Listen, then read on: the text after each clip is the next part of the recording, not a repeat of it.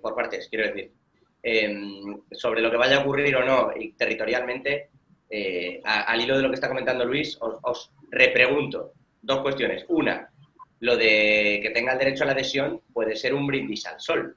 O sea, hay países que han estado más de 20 años con el derecho de adhesión ahí y nunca ocurre. Y luego, dos, Rusia nos da la sensación, y de ahí la pregunta inicial de toda esta tertulia, que ahora es Zelensky quien es más proclive a negociar esa paz. ¿Rusia se va a conformar con una Crimea que ya tenía desde 2014 y la mitad de un Donbass?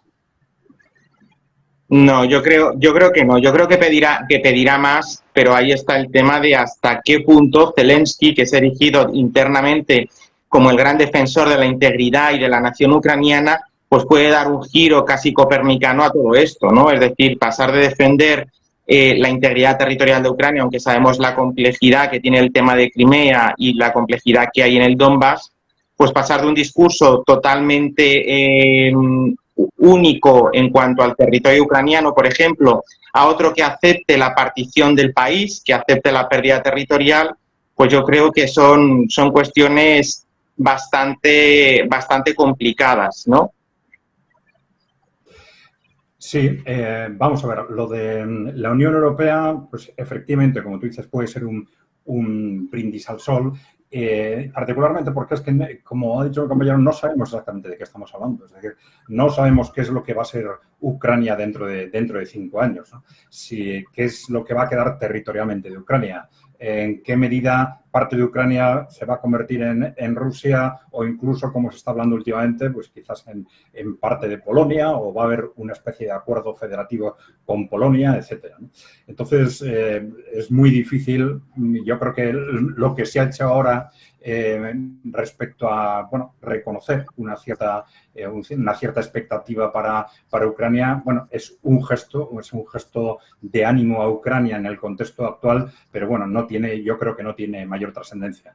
Y sobre la cuestión de los territorios, efectivamente, claro, es que el problema de los territorios de Ucrania es un problema, por decirlo así, secundario. Es decir, el problema de fondo, vamos a recordar que era el problema de la seguridad estratégica de Rusia. Si por mucho que gane territorios nos encontramos con una situación similar al otro lado de esos territorios, similar a la anterior, o con una determinada hostilidad sin unas garantías de seguridad frente a Rusia o entre los dos bloques, pues podemos tener el problema sin resolver o peor que antes, evidentemente, ¿no? Entonces, lo de los territorios es una cuestión que va a ser secundaria.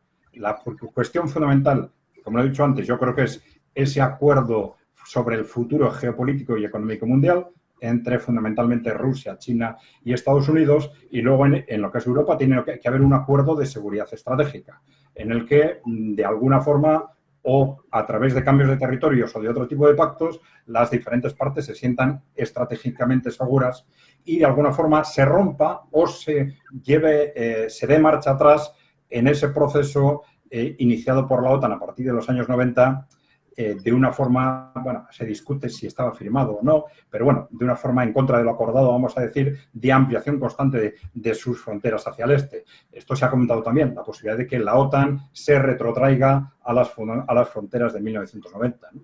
Bueno, este tipo de elementos deberían estar evidentemente encima de la mesa. Y luego el tercer elemento sería exactamente qué pasa con Ucrania, con unos u otros territorios, con esas dos comunidades que han dividido Ucrania al 50%, pero si ya no contamos ni Crimea ni Donbass, pues ya no sería el 50%, pero bueno, sería, dependiendo de qué territorio estamos hablando, el estatus en el que quedaría ese territorio restante, pues lógicamente sería distinto. Y también no nos olvidemos de que, claro, tenemos una Ucrania a partir de 2014 y otra antes de 2014. Es decir, un cambio político cambió la realidad de Ucrania, ¿no? De convertirla en un país, vamos a decir, más o menos postsoviético, más o menos neutral entre los dos bloques, a convertirlo en un país claramente agresivo frente a Rusia. Puede ser que ahora existe una expectativa de un cambio político que vuelva a posicionar a Ucrania quizás en la situación anterior. Bueno, puede haber muchos contextos relacionados con esto, pero ya digo que yo creo que todo eso va a depender de ese acuerdo de seguridad en Europa y, por detrás de ello, ese acuerdo geopolítico para definir ese nuevo mundo, ese nuevo orden mundial, político y económico. Yo, Bueno, sí, dime, Luis. sí, no, si me permitís un poquito por extensión de lo que decía, yo hay dos cosas que no veo de lo que ha dicho mi compañero, ¿no? Yo no creo que sea posible retraer la OTAN a las fronteras anteriores al año 90, precisamente primero porque a ninguno de los estados que está ya dentro le conviene, y menos a Estados Unidos, ¿no? Pero claro, no veo factible que ahora, por ejemplo, Estonia, Letonia, Lituania, Polonia se les diga, bueno, que ustedes se tienen que ir porque conviene.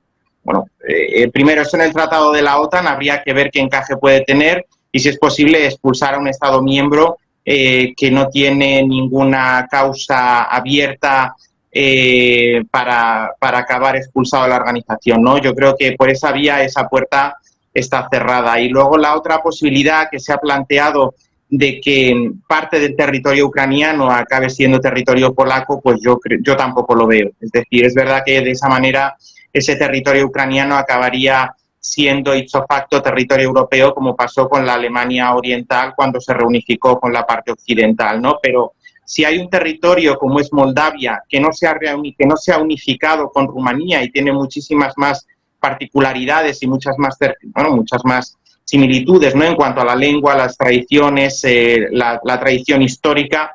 Si no ha pasado con Moldavia y Rumanía, veo difícil que por mucha conexión que pueda haber, por mucho feeling, diríamos, que pueda haber entre Polonia y la Ucrania más occidentalizada, yo esa posibilidad tampoco la veo, precisamente porque la considero un poco inviable, ¿no? Sí que es verdad que en otro tiempo fueron un mismo país, una confederación, pero en el siglo XXI yo esas dos opciones las veo totalmente irrealizables.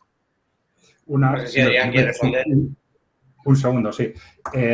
Bueno, efectivamente, claro, si preguntamos a los interlocutores, a los países bálticos, a Polonia, etcétera, qué quieren o qué les gustaría, evidentemente, como tú dices, no es algo que les guste, pero estamos hablando de algo que no van a decir esos países por sí mismos, porque la autonomía política estratégica de esos países ya sabemos que es muy baja. Al final es la OTAN o Estados Unidos fundamentalmente el que dicta el futuro político de estos países. Y estamos hablando no de algo que se quiera hacer o no se quiera hacer, sino de un contexto de guerra y de perder una guerra. Y claro, cuando se pierde una guerra, si tú quieres cerrar la situación, al final tienes que estar dispuesto a tomar decisiones que no te gustan, precisamente porque quieres cerrar la guerra, ¿no? Entonces, no estamos hablando de algo que guste o no guste, sino de que para taponar el conflicto, para cerrar la continuidad del conflicto, pues va a haber que tomar decisiones estratégicas del suficiente calado y yo creo que algunas de esas pueden estar perfectamente encima de la mesa.